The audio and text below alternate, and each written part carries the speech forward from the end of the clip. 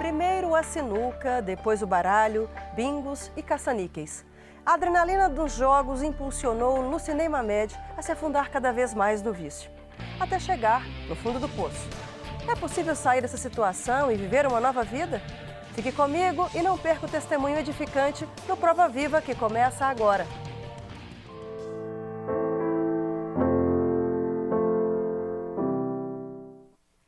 Desde os 15 anos, o universo dos jogos a valer fez parte da vida de Lucinei Mamed. Cada vez mais entusiasmado com a possibilidade de ganhar, ele apostava tudo o que tinha. Perdeu dinheiro e quase perdeu a família. Olá, Lucinei Mamed, seja bem-vindo ao programa Prova Viva. Eu acho que talvez seja o primeiro programa neste assunto que nós trazemos acerca de vício de jogos. E eu quero agradecer ao Senhor pela sua vida, pela sua libertação e por trazer um tema que eu acredito que tem muita gente enfronhada nele e que você pode auxiliá-los aí dizendo de como isso é maléfico para a vida do ser humano. Seja bem-vindo ao Prova Viva. Obrigado, é um prazer estar aqui nesse momento, né? Podendo contribuir, né, com as pessoas que estão embrenhadas nesse universo, né?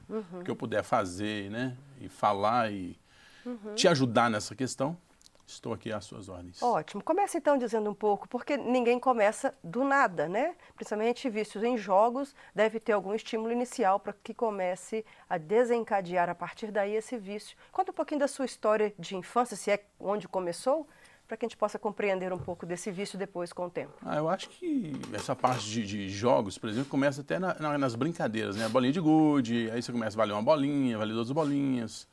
E aí você parte para outras brincadeiras que envolvem algo mais do que as bolinhas de gude, às vezes você paga uma prenda, essas questões. E aí a gente vai se embreando até a gente começa no totó também, vai pro totó, aí depois começa a interessar pela sinuca, mais tempo, mais bolas, que tem tudo. E aí a gente começa a brincar, valer só a ficha, e a partir daí, não, então vamos valer algo mais. Nós estamos aqui brincando mesmo, então quem pagar mais aqui paga cerveja, vamos dizer, paga rodada. E aí nisso vai Só para poder não generalizar e trazer isso para uma questão mais pessoal, você acredita que as pessoas da sua infância, que jogaram com você, que começaram desde a bolinha de gude, todas elas tiveram essa queda pelo vício depois de jogos ou não? Ela é uma questão particular? Não, foi uma questão particular. Eu não posso generalizar, por exemplo, quem começa a brincar a valer por criança vai gerar nisso. Não necessariamente. Não necessariamente. Não, só para poder deixar claro, para poder fazer. Não, é uma questão, né, sua em princípio, é uma questão pessoal mesmo. Ok. Então você começou. Você é competitivo? Sem dúvida, né? Quem não é, né? Eu acho que nas mínimas coisas todo mundo, no fundo, tem um pouco de competitividade, né? Você acredita que isso te levou a isso? Também, né? Essa competitividade de ganhar, de sair como o dono da situação, aquela pessoa ganhou, famoso por ter ganhado, né? Então isso aí envolve também e chega até a gerar uma adrenalinazinha. Então a fama também pode ter te conduzido você a permanecer nesses jogos. Sem dúvida. Querer ser reconhecido como alguém. Ser o melhor. Ok. Continua então. Aí nessa infância você começou nessas atividades que são comuns, né? Na vida das crianças de forma... Hoje não tanto, né? Porque a juventude hoje nem joga mais bolinha de gude. Mas vamos aprender assim, é comum na nossa idade, assim, né? As crianças jogarem isso era algo bem comum. Né? Claro, e tem aquela frase, né? A frase não, aquela palavra que geralmente na infância a gente guarda, por exemplo, não joga com ele que ele é viciado. Viciado quer dizer, no jogo que a gente era o melhor, né? Que ele é viciado, que ele é bom. Mas o viciado também a palavra tem outro significado também. Aquela questão de repetitividade naquela situação. Né? Você sabe dizer quando foi que ele passou de ser um jogo que era uma competição saudável para alguma coisa que te aprisionou? A partir da hora que começou a envolver dinheiro, né, por exemplo. Né? Então você passou a ter alguma coisa palpável na sua mão. Então quando você passa a ter alguma coisa palpável, que tem um valor físico ali, e você pode investir esse valor físico, e fora o seu valor como pessoa, vamos dizer, como o dono da situação, isso já começa a te levar para outro caminho. E quando que começou, então, você a investir financeiramente nessa sua história de jogos? Vamos lá, vamos voltar lá na sua história, então. Isso aí foi quando começamos a sinuca, igual eu te falei, mais ou menos 15 anos. Hoje 47, são 32 anos para frente. Então isso aí foi nessa data mesmo. A gente começou na sinuca e já valer a ficha, aí passou a valer cerveja, valer bebida, valer lanche, e aí depois começou a valer dinheiro. Então a partir da hora que começa a valer o dinheiro em si, eu acho que o dinheiro corrompe. E como é que você tinha dinheiro para poder manter esse vício? O que acontece? A gente tem prioridades. Porque 15 anos de idade é muito novo. Mas eu já trabalhava, já conquistava, ok, já já fazia. tinha renda. Eu já vendia meu chup-chup, vendia verdura, vendia isso, capinava lotes. Então, assim, e onde ia o dinheiro? Então, o dinheiro servia para isso, né? A gente achava que estava vivendo, né? Mas, na realidade, estava desperdiçando a vida ali, naquela situação. E no futuro, que a gente sente a gente se sente fragilizado, né, diante da situação que acarretou isso tudo lá de trás. E o seu recurso, ele era todo investido nos jogos? Ah, sim, com certeza. A maioria das vezes, jogos, bebida, né? Tudo aquilo que a gente acha que traz prazer, né? Então era revestido a isso. Então esse que era o meu divertimento.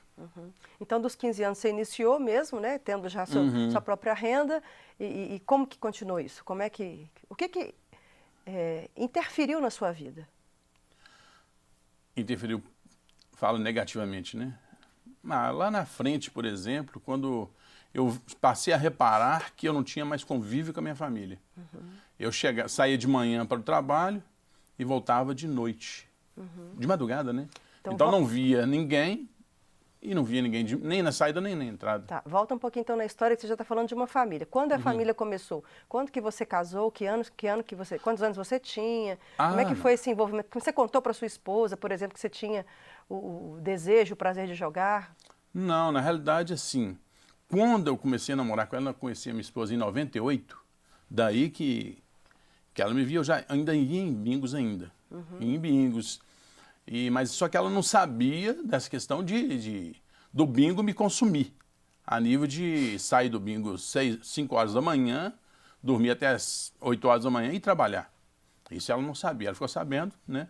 Depois de um tempo que eu contei. E tinha de ter uma transparência no relacionamento, né?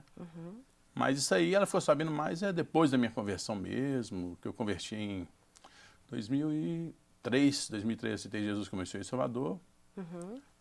Deus tinha um propósito, sempre tem um propósito na nossa vida, né? Então, foi daí para frente que a minha vida mudou realmente, né? Tá. Você casou, você tinha quantos anos? 33. Tá.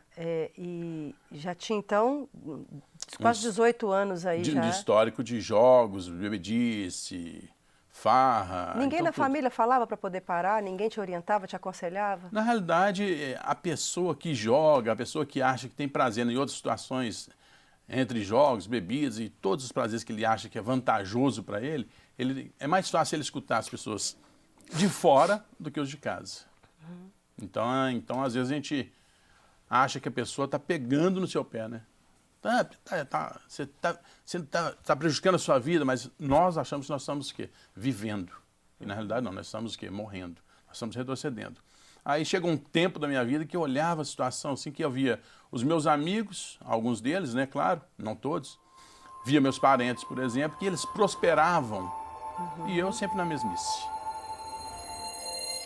Então isso aí começou a me incomodar e eu vi que tinha alguma coisa errada realmente.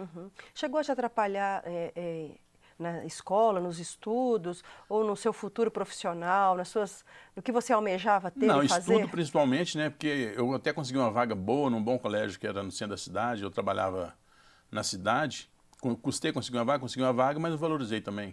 Então, não concluí lá o meu ginásio, por exemplo. Poderia ter feito tudo lá, concretizado uma faculdade a um custo baixo também, mas preferi o quê? Viver na farra do que na escola, prestando atenção realmente nos estudos. Você falou que você observava seus amigos conquistando coisas e você não. Quando foi que você tomou essa reflexão para você?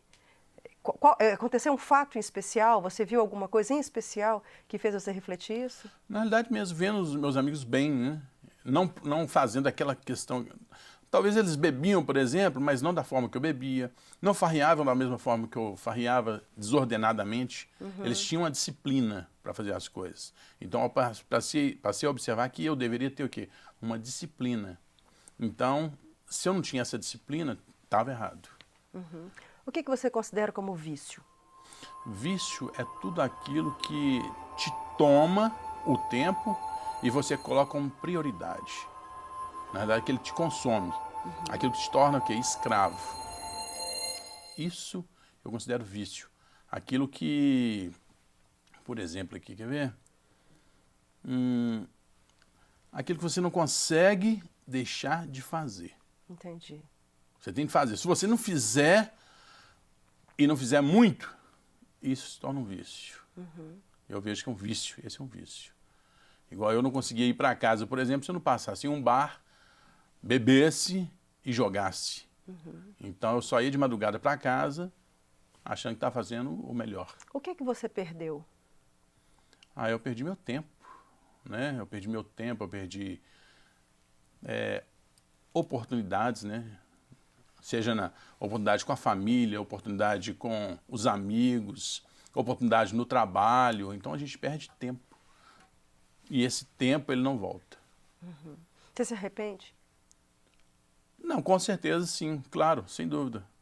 Mas eu creio que sim, como Deus sempre tem um propósito nas coisas, chegou o meu tempo, né, do meu resgate, e ele chegou e falou, não, vem cá, agora você é meu. Então esse é o meu tempo. Mas você não indicaria que ninguém vivesse nessa vida de prática de vícios de Não, com jogos? certeza não, lógico que não, sem dúvida.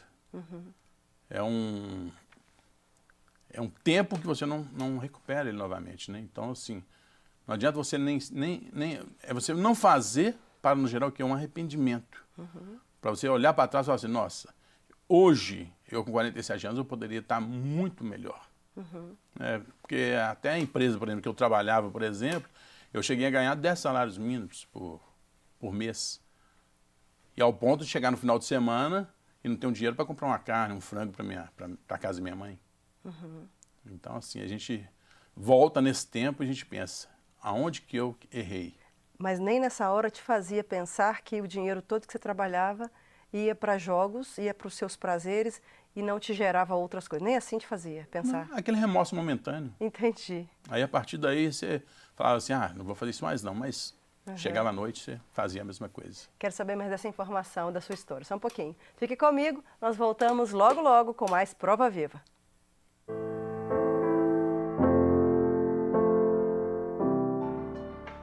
Estamos de volta e o nosso convidado de hoje é o corretor de imóveis Lucinei Mamed, que conta a sua história de libertação do vício de jogos de azar. Lucinei, continua então dizendo de onde você parou dessa interferência, inclusive, na própria família, né? Dos jogos, das perdas que nós temos por causa dos jogos, do vício. Causa dos jogos, por causa do vício, por exemplo, eu não tinha relacionamento com a minha família. É igual eu falei anteriormente, eu saía de manhã e voltava de madrugada. Então, às vezes, eles nem me viam, porque eu chegava e saía. Você está falando dos seus pais antes de casar? Dos meus pais, justamente. Na realidade, para ser mais preciso, da minha mãe, né? Porque meu pai era divorciado na época, então era eu, minha mãe e minha irmã trabalhava fora. Então, mais eu, minha mãe mesmo. Então, ela quase não me via. E aí, depois você se casou. Eu perguntei um pouco da esposa acerca de saber desse histórico de jogos. Você falou que ela ficou sabendo meio só um pouquinho, mas não tudo. Como é que foi isso? Na realidade, dos caça-níqueis, por exemplo, ela, desde o nosso namoro, ela sabia que eu jogava, né? Baralho, caça-níqueis, sinuca. Então, tinha vezes, por exemplo, que eu até deixava de ir namorar, né? Que a gente tinha o dia e hora, que tem todo. Então, deixava de ir namorar para ficar no meio do jogo mesmo. Preferia os jogos e os amigos, vamos dizer, dos jogos envolvidos, né? Do que ir namorar. E ela não ficava com ciúme, não? Com certeza, né? Principalmente vários bolos, né, que ela ganhou, né? Que eu não fui namorar, às vezes por causa do jogo, depois juntando o jogo com a bebida e a farra, e às vezes eu preferia sair com os amigos depois do jogo e não ia nem lá. Então, isso aí me prejudicou muito no meu relacionamento com ela também, durante o nosso namoro também, né? Você tem filhos? Hoje eu tenho tenho um milagre de Deus também, que Deus faz a obra completa, né? Amém. Então é mais uma etapa da nossa vida também conjugal depois do casamento. A sua esposa chegou a sofrer literalmente com relação, a respeito dos jogos, da perda dentro da própria casa, às vezes financeira, porque você tinha levado o dinheiro para jogos e não trazido para casa? Não, até quando eu casei, eu já tinha convertido. Ah, ok. Então eu casei em 2006, em 2003 eu aceitei Jesus como Senhor e Salvador. Então aí, daí para frente, que eu pude observar o tempo perdido, né? Entendi. E comecei a trabalhar para absorver e conquistar as coisas, conquistar o tempo que eu tinha perdido lá atrás. E como é que o Senhor entrou na sua vida de forma rápida? E como que o Espírito Santo te convenceu de que os jogos e o vício nos jogos não era legal? Igual a gente falou anteriormente também, os nossos amigos mesmo, realmente, e os nossos familiares nos orientam, né? Olha, o caminho não é esse, você está no caminho errado.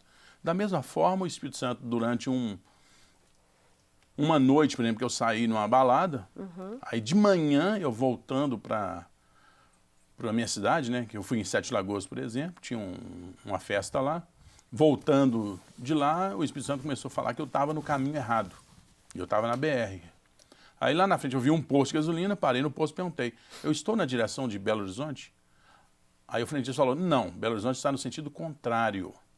Então eu parei, olhei e falei, realmente, ó que esquisito, estou no caminho errado mesmo, vou virar o carro. Virei o carro e fui sentido Belo Horizonte.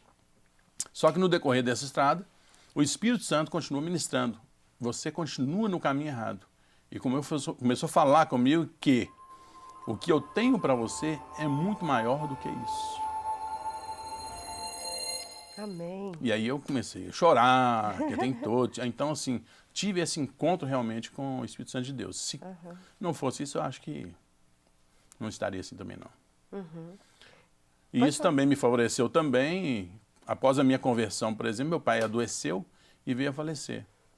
Então, como eu tinha um relacionamento com meu pai, mesmo estando separado, talvez se eu não tivesse Jesus, não tivesse convertido, aceitado o Senhor como Senhor e Salvador, talvez eu não estaria nem aqui. Talvez estaria embrenhado nos jogos também, do mesmo jeito, na bebida e por aí vai. Mas Deus é muito bom e nos dá sempre uma oportunidade. Amém. Na psicologia, na ciência, quando a pessoa tem um vício e ela quer deixar aquele vício, uma das técnicas que se tem é transferir por uma outra coisa, uma outra prática que seja saudável. Então, de repente, se alguém fuma, ela pode fazer uma atividade física, algo que, mudando, né, a ação, também traz prazer. Você falou que quando você jogava, você tinha um prazer, você tinha um senso de alegria, de prazer, de realização, de conquista, de busca. Para onde você transferiu isso? Na realidade, a partir daí, dessa parte, da partir da conversão, por exemplo, que o Senhor me falou que eu estava no caminho errado, eu passei o quê? A buscar Ele. Aleluia! Então, eu substituí o quê? A busca pelo Senhor, pelo conhecimento de ter mais intimidade com Ele, que isso aí substituiu lá. Então, aí a gente deixa Ele lá e passa a priorizar o que é bom, né? Você substituiu a escravidão pela liberdade em Cristo. Justamente, né? E mesmo porque antigamente a gente achava que a gente era livre, né? E achava ao contrário, que se você aceitasse o Senhor como Senhor e Salvador, que você estaria preso, porque você estaria acorrentado a não fazer mais nada. E ao contrário. Então hoje, por exemplo, eu posso fazer tudo que eu não fazia antes e aproveitar as mínimas coisas. Me diz alguns exemplos, por exemplo, do que você antes não podia, que hoje você é livre para poder fazer. Família, por exemplo, né? A partir da restauração do Senhor na minha vida, por exemplo, eu pude ter relacionamento com a minha mãe, com a minha irmã, com todos em minha volta ali, coisa que eu não tinha. Você chegou a ficar devendo de maneira grande, a ponto de alguém bater na sua porta, te cobrar? Graças a Deus, assim, essa ponto de cobrança, assim, eu sempre fui muito responsável em partes. Eu sempre, não importa o que eu faria, mas eu tinha de pagar, eu tinha de honrar com o meu compromisso, né? Mas assim, cartões de crédito, já cheguei a ficar devendo muito. Fiquei devendo muito cartão de crédito, mas o pessoal me cobrar mesmo, graças a Deus, não. Mas assim, já, igual eu falei com outras pessoas, por exemplo, e estou repetindo para você, eu já perdi um acerto de uma empresa no bingo. Né? Então saí, peguei o acerto, fui divertir, falei, vou ali brincar um pouquinho. E saí somente com Vale Transporte na época. E quando perde tudo? Qual a sensação que tem? Sem chão, desolação. arrependimento, remorso, mas passa um minutinho, você conquistou mais um dinheiro ali, você vai fazer a mesma coisa de novo. Até que, né, você seja liberto realmente. Passa a ter domínio sobre você mesmo, né? Porque no jogo, não adianta a gente falar que você tem domínio pelo jogo, porque quando você está ganhando, por exemplo, você quer ganhar mais. Quando você está perdendo, você quer recuperar. E é assim que funciona. Você acha que as pessoas que entram em vícios de jogos, elas têm uma ganância além do normal? Ah, sem dúvida. Porque quanto mais você quer, mais você tem, mais você quer. Então isso te traz o quê? A adrenalina de ganhar. E depois, quando você perde tudo, tem a adrenalina de arriscar mais para conquistar o dobro daquilo que você perdeu. Que é tudo ilusório. Num somatório de finança, literal, você ganhou mais ou perdeu nos jogos? Nos jogos a gente nunca ganha, sempre perde. Você pode ganhar hoje. Igual já teve época que eu ganhava, por exemplo, num dia, ganhava 2 mil, 3 mil reais, por exemplo, numa noite. Durante a semana eu deixava 6. Uau! Então, você nunca ganha. A matemática é inversa, né? Com certeza. Você acha que ganhou, mas você sempre perde. Você perde em todos os níveis, né? Financeiros, espirituais, físicos, emocionais. Deixa só um recado final para quem às vezes pode estar em casa e sem perceber que está entrando neste meio. Quais são os sinais que ele deveria perceber nele para se dar conta que está entrando num vício de jogos? A partir da hora que ele para de dar atenção para as coisas que são principais. Se ele for pai, o filho. Se ele for filho, a mãe. Se ele for um profissional de sucesso, valorizar o que ele ganha. Porque às vezes a gente não valoriza. Tem um bom salário, mas sai e rasga o dinheiro no jogo. Achando que vai multiplicar para dar uma... Se ilude achando que vai ter uma vida mais confortável jogando e ganhando mais. E achando que vai ser jovem para sempre, que vai continuar trabalhando e tendo dinheiro para continuar jogando. Justamente. E daqui a pouco está velho e já perdeu a vida. Passou o vigor, faz tudo, depois só resta o quê? Fadiga. Lucinei, muito obrigado por vir ao programa e trazer a sua história. Eu imagino que hoje deve ser fácil para você dizer, mas já deve ter sofrido bastante ou se angustiado muito nesse percurso todo de vício. Não, isso aí é sem dúvida. Com certeza, isso aí, o arrependimento, a angústia, isso aí faz parte da vida daquela pessoa que arrisca de forma errada. Aleluias, que você hoje tem o Senhor e vive liberta em Cristo. Amém. Deus abençoe você e sua família. Amém. Muito obrigado pelo convite. Ruth 3:1. Certo dia, Noemi, sua sogra, lhe disse: minha filha, tenho que procurar um lar seguro para a sua felicidade. É tão intrigante observar a humanidade na busca pela felicidade. Propõe-se pagar o que possui para consegui-la. Além de investimentos financeiros, ainda investem muito tempo e perseverança nessa busca. Se informarem que está ali, muitos seguem o caminho à sua procura. Se disserem que está aqui, outros tantos virão atrás. Essa tal felicidade só pode ser uma coisa muito divertida. Deve gerar emoção, amizade, alegria, tamanho o interesse das pessoas, mas riqueza não. Porque já vimos muitas pessoas riquíssimas que também a buscam. Então não deve estar no quesito financeiro a resposta. Mesmo porque o que se vê é o contrário. Pessoas investindo até o que não tem para ser feliz. Porque ninguém ficaria endividado se não considerasse que está buscando algo melhor para a sua vida, não é mesmo? Mas para os que tentam comprar, descobrem que no final o caminho é de morte. Morte da alegria, da paz, da amizade, dos relacionamentos, da profissão, da fé. Morte dos recursos financeiros por buscar sua felicidade e satisfação em coisas temporárias. Observe só o contrassenso. O mundo investindo horrores para se sentirem bem fisicamente, arriscando a sorte, até a vida. E depois, com o tempo, descobrem que tudo foi em vão. E que a maioria das pessoas está em uma situação pior do que quando entraram para saciar, satisfazendo-se com riquezas. Enquanto que no céu com Jesus, você não precisará gastar nenhum real e não sofrerá com nenhum vício. O que se terá é apenas o desejo de permanecer ao lado de Cristo. Nada que você ofereça a Deus te dá vida eterna. Jesus está disponível agora para todos que desejam encontrá-lo e ter sua vida alterada no mesmo instante. Ao contrário da dependência que aprisiona, nós nos entregamos voluntariamente a Jesus, que nos liberta e nos dá a paz e a felicidade, que é o grande alvo da humanidade. Você, no percurso da sua vida, terá a chance de ver pessoas que trabalham muito para conquistar bens e que não conseguiram, ou outras que, por inabilidade, perderam tudo ou quase tudo, gerando tristeza e sentimento de incompetência. Mas o crente, mesmo que perca bens, valores ou até pessoas, continuam em paz e conformados, não perdem sua felicidade.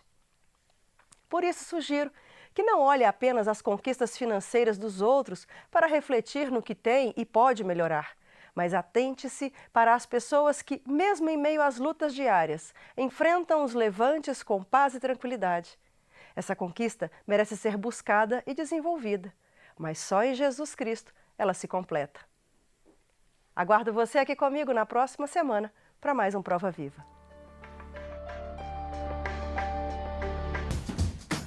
Não quer ficar um segundo por fora da nossa programação? Agora você pode nos acompanhar através das plataformas digitais. Não perca tempo, acesse, curta e siga-nos. Fique por dentro de tudo o que acontece por aqui. Rede Super, inspirando você.